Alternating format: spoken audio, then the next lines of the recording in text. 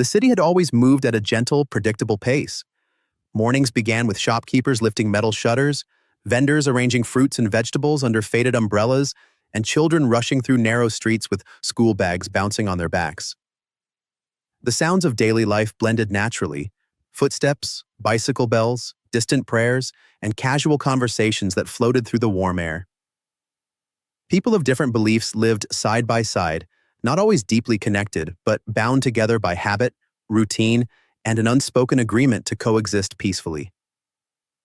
That fragile balance began to crack the moment a piece of shocking news surfaced in the marketplace.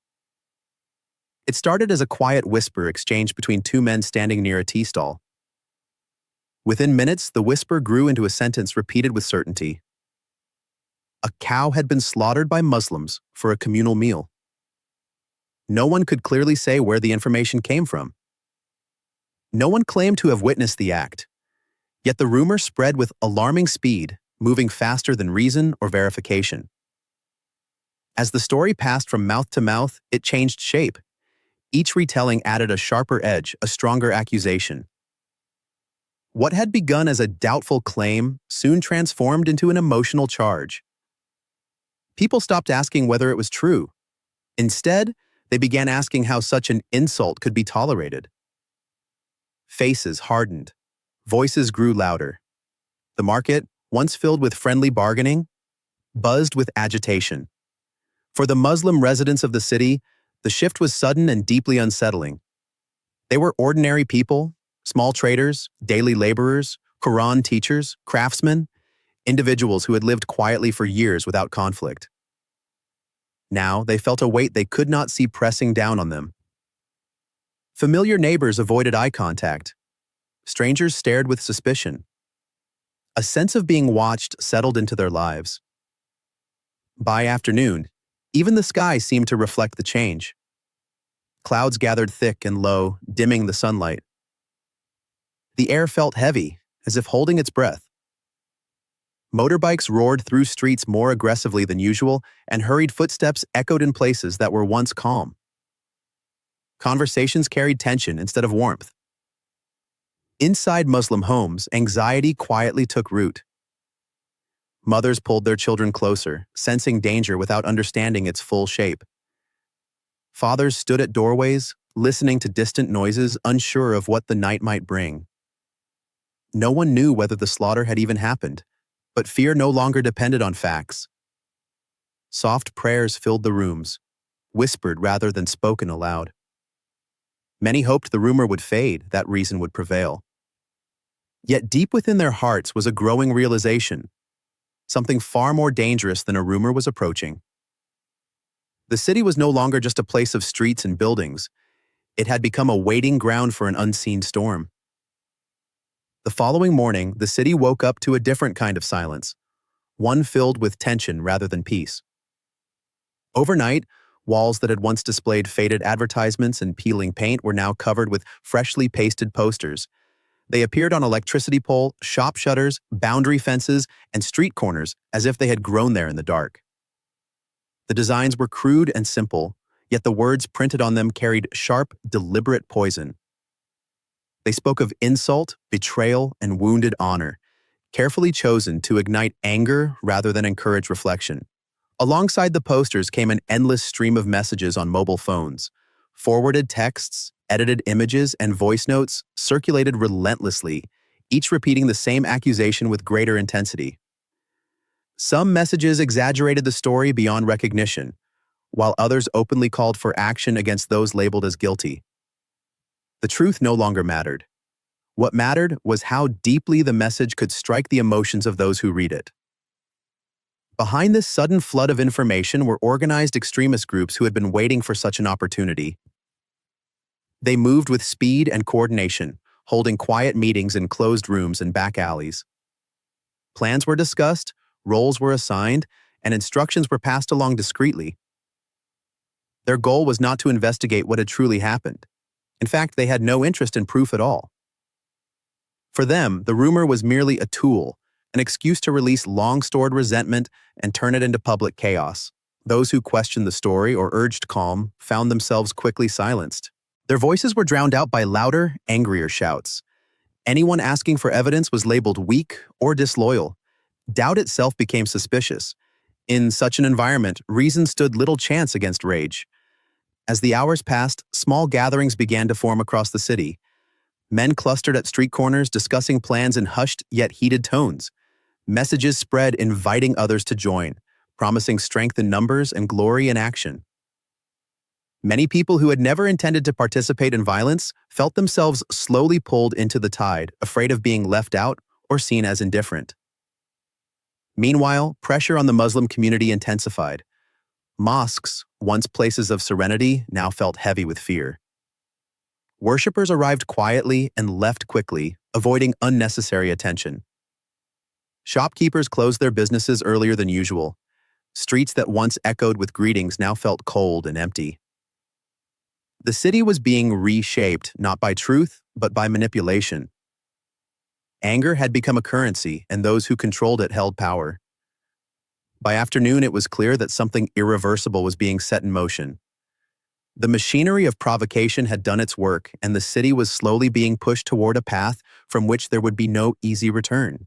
As the rumor continued to spread beyond control, the Muslim neighborhoods of the city began to change in subtle but painful ways. The streets that once echoed with greetings and everyday chatter slowly fell silent. Shops owned by Muslim families closed earlier than usual, their shutters pulled down with a sense of urgency rather than routine. People who once sat outside their homes in the evenings now stayed indoors, watching the street through narrow gaps in their windows. Inside the houses, a quiet fear settled deep into daily life. Families gathered in the same rooms, not out of comfort, but out of instinct. Mothers held their children closer, noticing how even the youngest had become unusually quiet. Children sensed the tension without fully understanding it. Their questions, simple yet piercing, left parents struggling for answers. Fathers tried to maintain a composed appearance, but their eyes constantly drifted toward doors and windows, listening for sounds that might signal danger. The mosque, once the strongest symbol of peace and unity, felt different now. It still stood tall, but the atmosphere inside had changed. Worshippers entered quietly, avoiding eye contact, as if silence itself could protect them. The familiar warmth of community gatherings had disappeared. No one stayed longer than necessary. Conversations were short, cautious, and often unfinished. The walls that once echoed with calm recitations now seemed to absorb worry and uncertainty. Many in the community felt a deep sense of confusion and hurt. They had lived in the city for generations, sharing markets, roads, and everyday struggles with people of other faiths. Most had never been involved in any act that could offend others. Yet now, they were being treated as a collective enemy, blamed without proof. The injustice was difficult to accept, but fear made it even harder to speak out. Elders held quiet meetings inside homes, speaking in hushed voices. Some advised staying indoors until tensions eased. Others worried that remaining invisible might invite suspicion instead of safety. No decision felt right. Every option carried risk. The uncertainty weighed heavily on everyone, turning even simple moments into sources of stress. As night fell, the fear deepened. Lights were kept low. Doors were locked earlier than usual. Sleep became restless, interrupted by distant noises that suddenly felt threatening. A passing motorcycle, a raised voice far away, or even the sound of wind against the walls made hearts pound. People lay awake, wondering whether the night would pass peacefully or bring something worse. Yet, amid the anxiety, faith remained their strongest refuge. Quiet prayers filled the homes, whispered rather than spoken aloud. They prayed for protection, for patience, and for clarity in a time clouded by lies. They prayed not only for themselves, but also for the city they loved, hoping it would not be consumed by hatred. Deep inside, many felt that the situation was moving toward a dangerous turning point.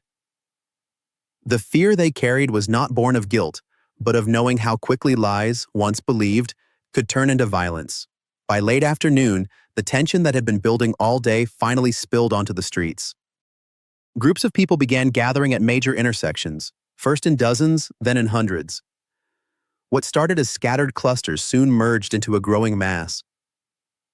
The air vibrated with raised voices, hurried footsteps, and the roar of motorbikes weaving through the crowd. The city that had once known quiet evenings was now trembling with unrest.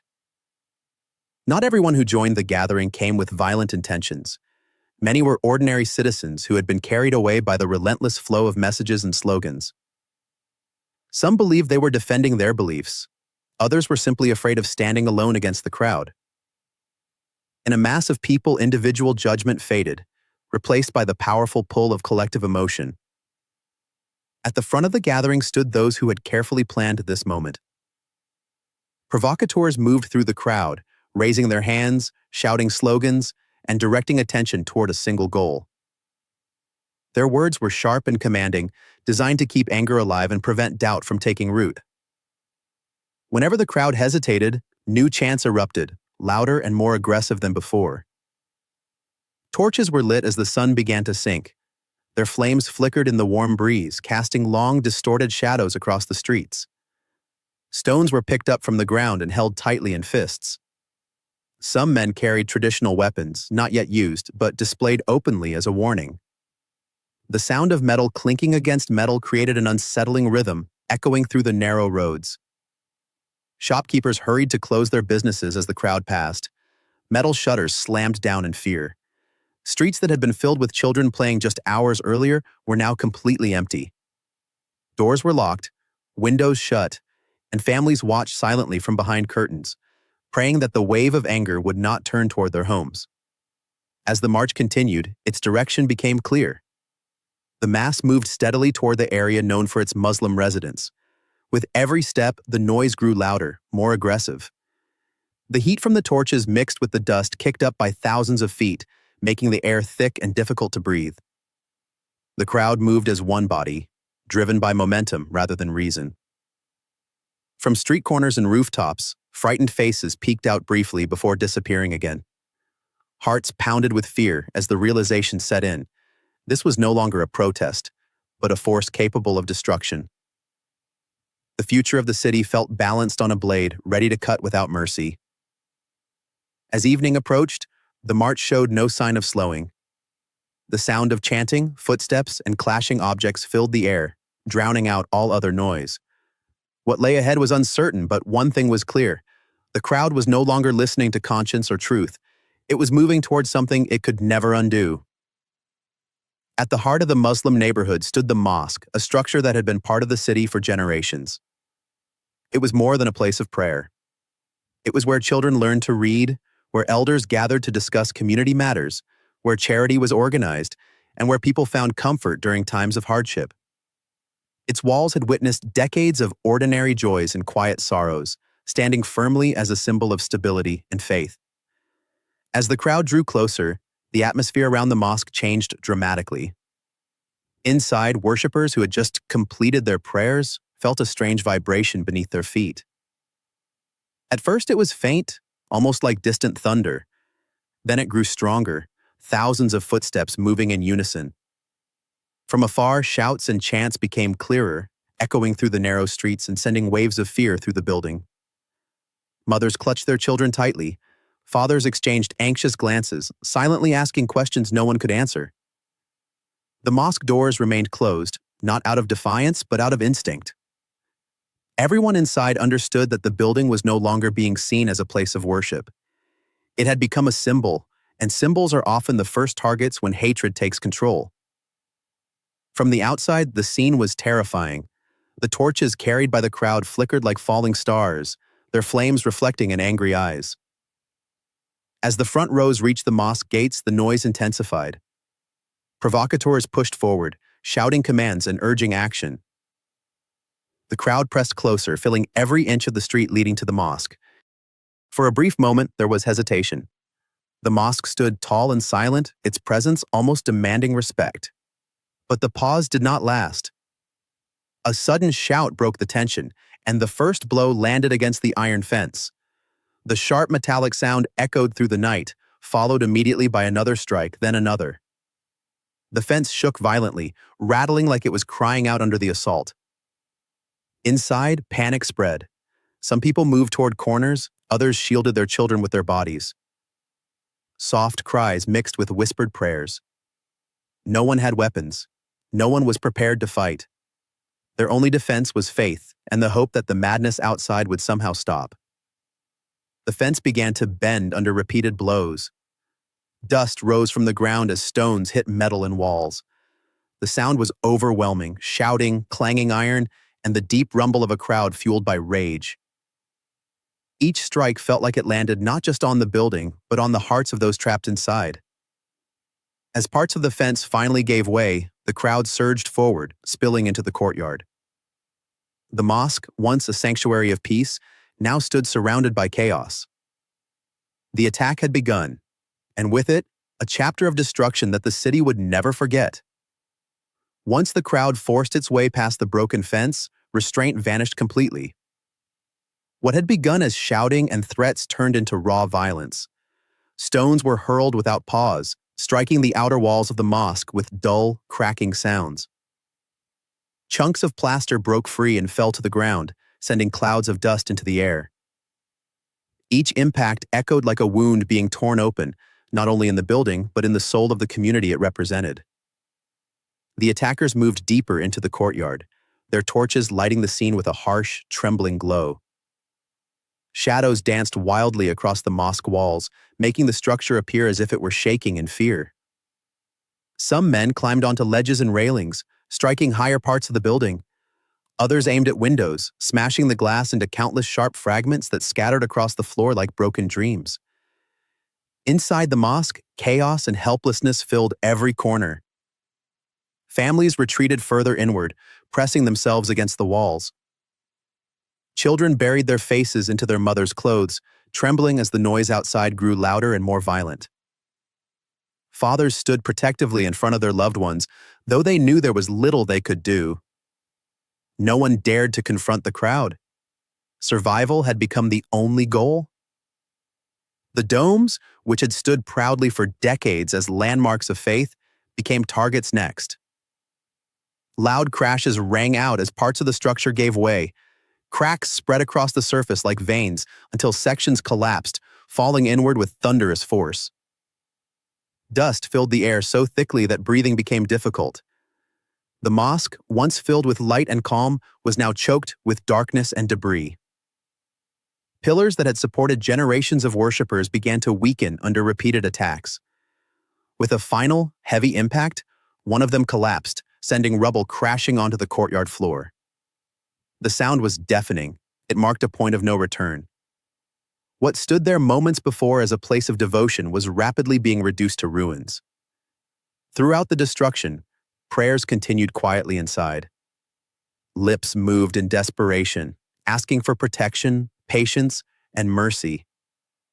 Some cried silently, others stared blankly, struggling to comprehend how hatred had brought people to destroy something that had never harmed them. There was no anger inside the mosque, only sorrow and disbelief. Outside the crowd roared in triumph as pieces of the building fell. Phones were raised to record the chaos, capturing images of destruction as if it were an achievement. Few stopped to consider what they were truly destroying. The violence fed on itself, growing stronger with every cheer.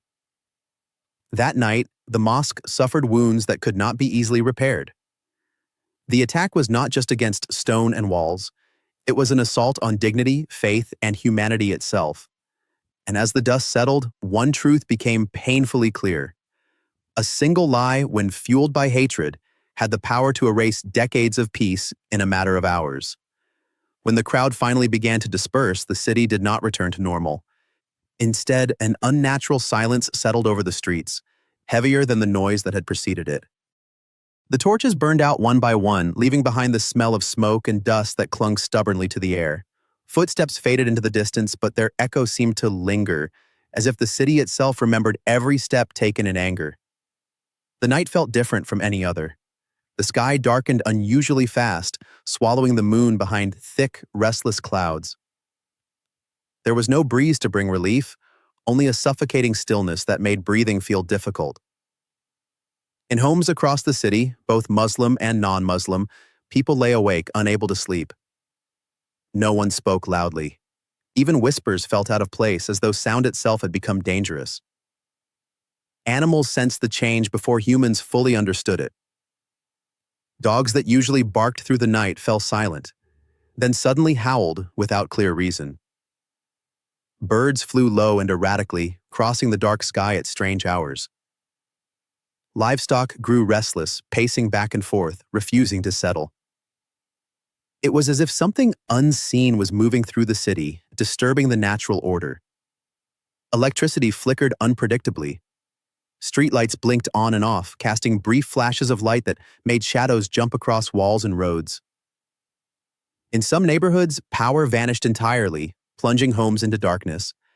People stepped outside cautiously, looking up at the sky, trying to understand the growing sense of unease that had no clear explanation. Among those who had led the attack, a different feeling began to emerge. The excitement that had fueled their actions faded quickly, replaced by discomfort and anxiety. Some felt chills despite the warm air.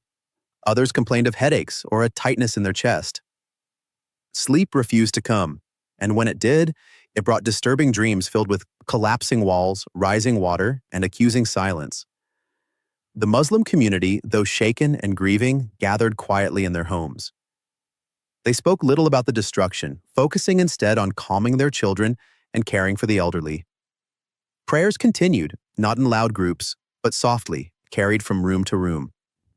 There was sadness, but also a strange sense of endurance, as if they believed that this darkness was not the final chapter. Across the city, fear slowly transformed into reflection. Some residents who had watched the violence from a distance now felt an uncomfortable weight in their hearts.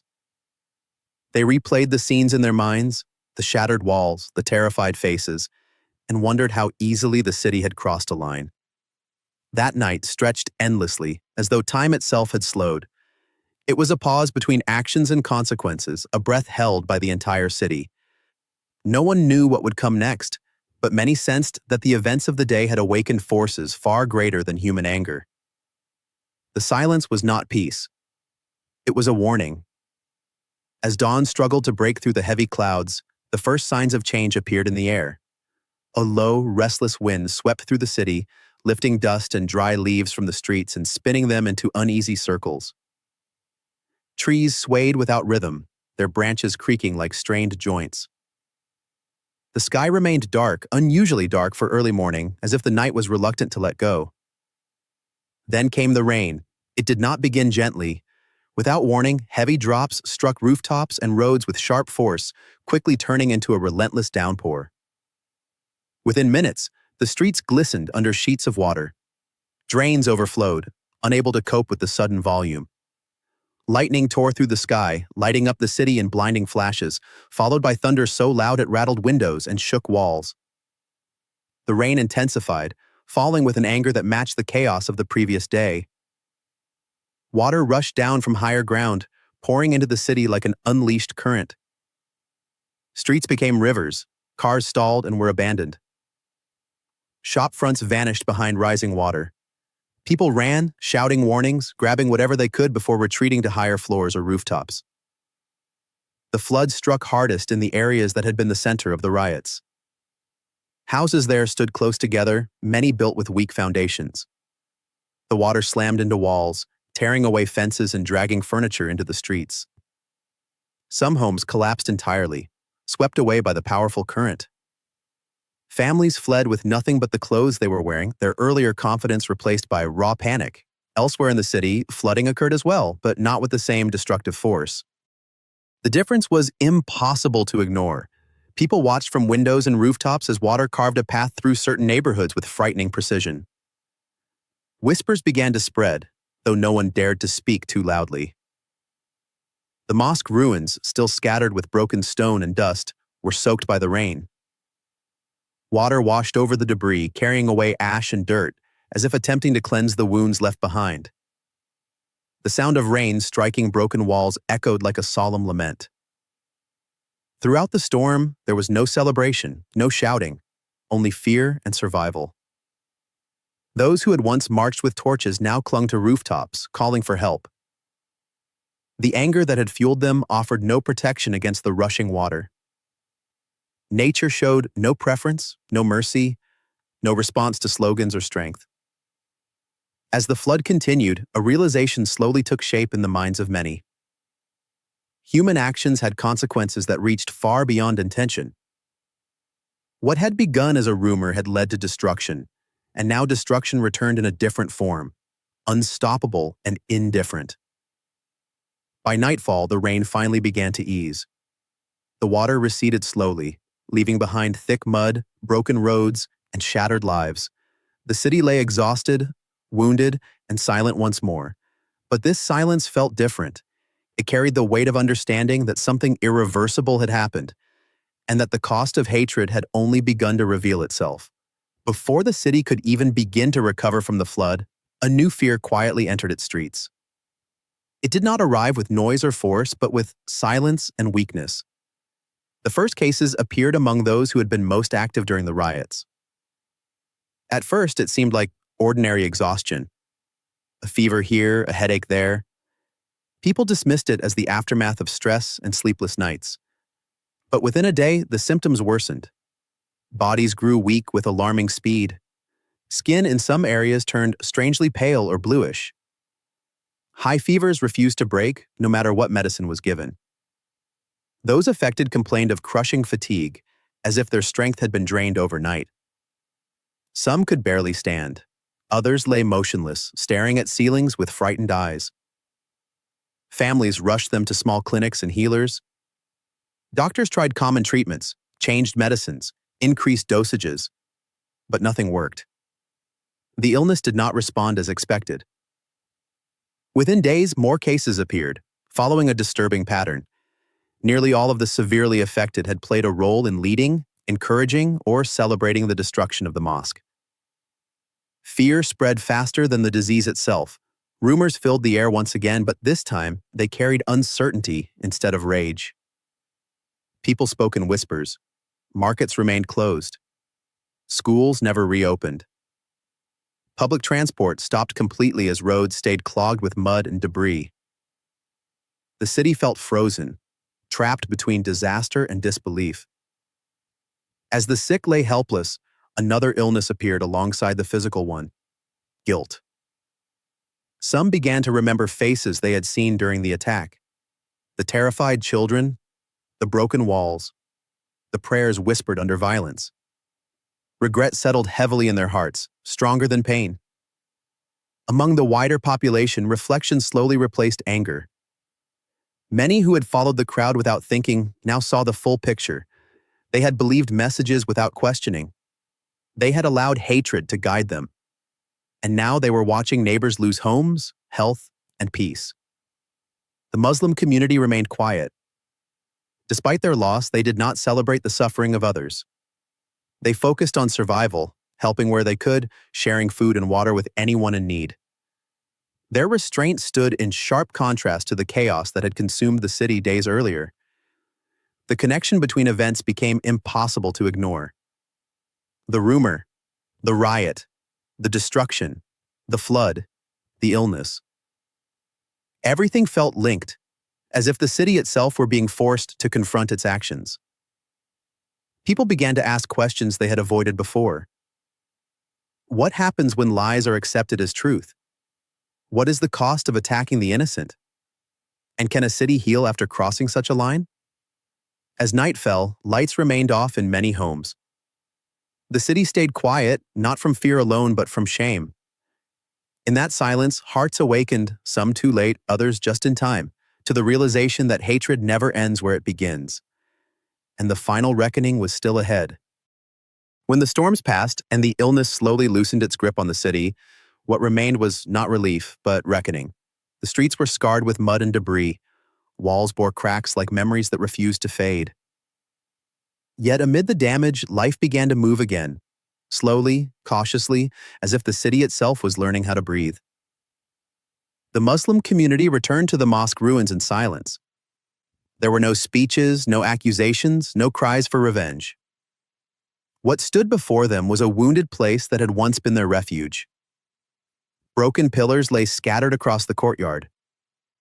The dome, once a familiar landmark, was split and collapsed. Dust covered everything, dulling the colors of a space that had once felt alive. Without waiting for permission or promises, they began to work. Men lifted heavy stones and cleared rubble piece by piece. Women brought water and prepared simple meals for those working. Children gathered broken glass into piles, careful not to cut their hands. No one asked who was at fault. No one spoke of the night of destruction. Every movement felt like a quiet prayer. Each stone placed back into position carried meaning. It was not just about restoring a building. It was about restoring dignity, about proving that faith could survive hatred without becoming it. The work was slow, exhausting, and uncertain, but it continued every day. Something unexpected began to happen.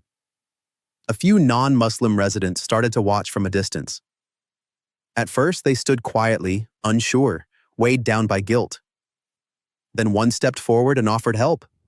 Another followed. Soon, hands that had once been clenched in anger now lifted stones alongside those they had wronged. No words were needed. The silence said enough. In the evenings, as the sun dipped low, the partially rebuilt mosque caught the light in a new way. It did not look the same as before. The scars were visible. But there was strength in that visibility. It stood not as a symbol of division, but as proof that patience could outlast destruction. Across the city, people began to speak differently. Conversations slowed. Accusations gave way to reflection. The events of the past days became a lesson whispered rather than shouted, a reminder of how easily lies could ignite disaster and how difficult the path back could be. The mosque slowly rose again, not just with stone and mortar, but with forgiveness. Its walls carried a story now, one that would be told for generations. A story of how hatred tried to erase faith and failed. When the first call to prayer echoed once more through the city, it was softer than before, yet heavier with meaning. It carried loss, endurance, and hope all at once. Some listened from afar with tears in their eyes. Others bowed their heads in regret. The city would never be the same.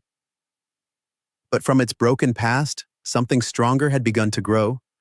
A truth learned too late, yet learned at last. That light does not disappear when attacked, it only waits for hearts willing to rebuild it.